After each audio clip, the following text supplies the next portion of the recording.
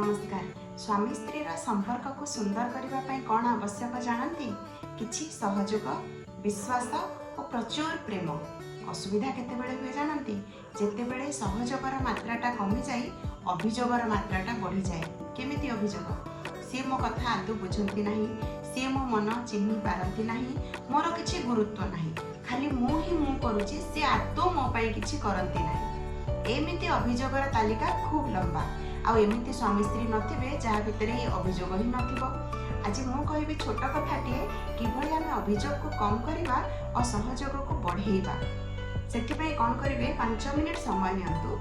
5 minute रे किछ हबनी, आधा घंटा समय नियंतु आ चिंता करंतु धीर भावरे शांत मनरे। कोन चिंता करिवे जे सीए मो पई कोन करिसंती सब बेले नुहे, मो तांको पई कोन करिछि थरे भाबी देखिबा। सीए मो पई कोन करिसंती सब बेले नुहे, मो तांको पई कोन करि पारिछि थरे भाबी देखिबा।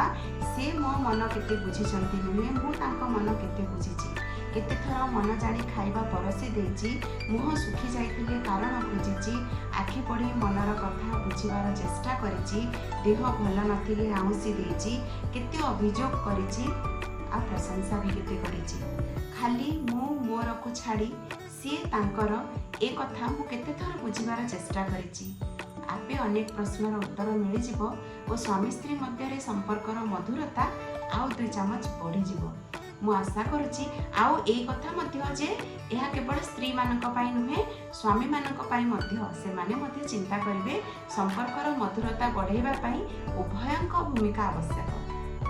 मु आशा करुछि सबु स्वामी स्त्री मध्य संपर्कर आहुरी गाढ़ा हो, सुंदर हो, प्रेमर रंग आहुरी